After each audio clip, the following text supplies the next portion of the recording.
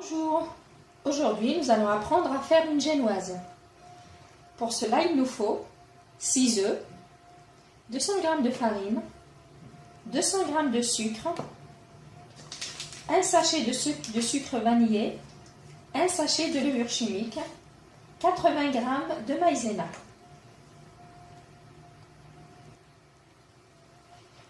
J'ai cassé mes 6 œufs, je leur ajoute une pincée de sel d'abord,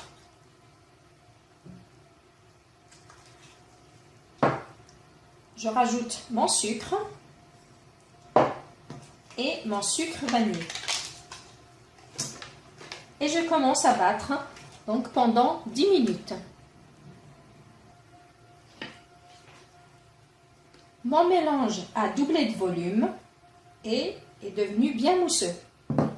Donc là, j'ai mélangé ma farine et ma maïzena.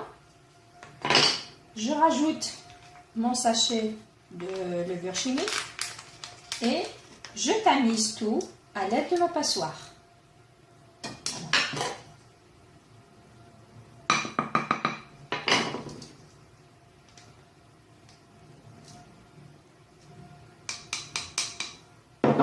Progressivement.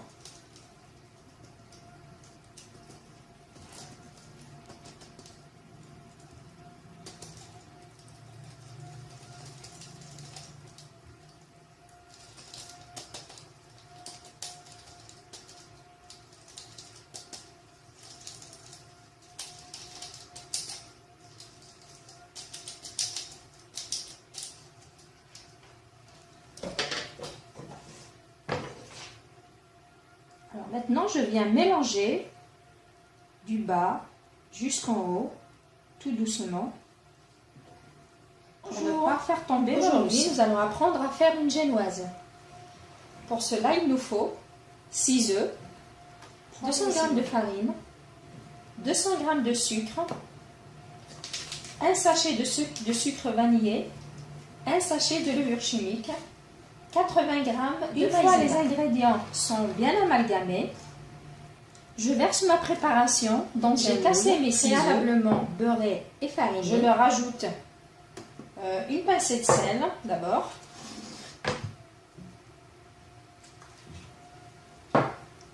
Je rajoute mon sucre et mon sucre vanillé. Et je commence à battre donc pendant 10 minutes. Mon mélange a doublé de volume et est devenu bien mousseux. Donc là, j'ai mélangé ma farine et ma maïzena.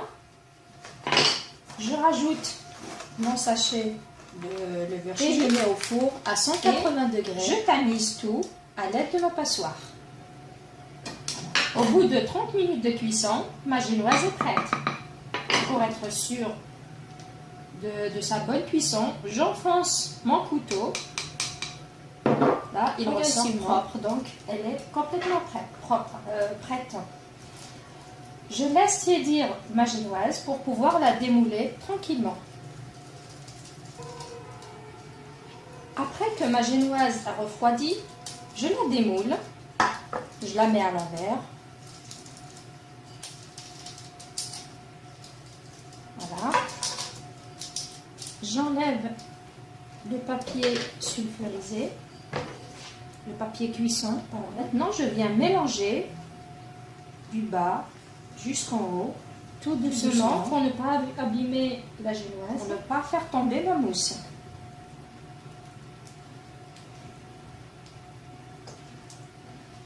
Progressivement. Et voilà. Donc là, on obtient une génoise avec une belle coloration. Une fois les ingrédients sont bien amalgamés, et je verse ma préparation dans un moule préalablement beurré et fariné. Sinon, si on ne l'utilise pas tout de suite, on peut la conserver pendant 3 jours. Merci de m'avoir suivi. Au revoir.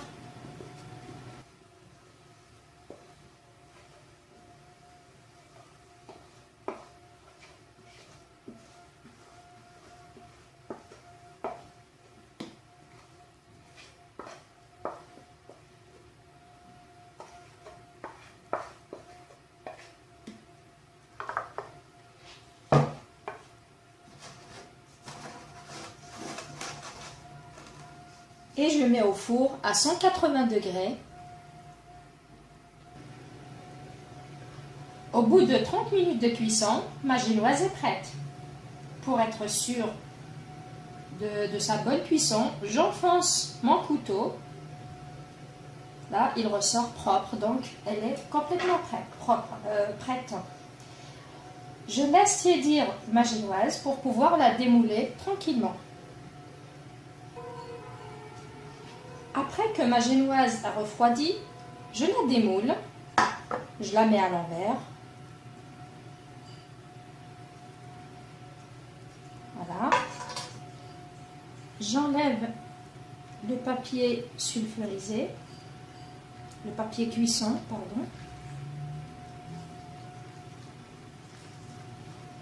Tout doucement pour ne pas abîmer la génoise.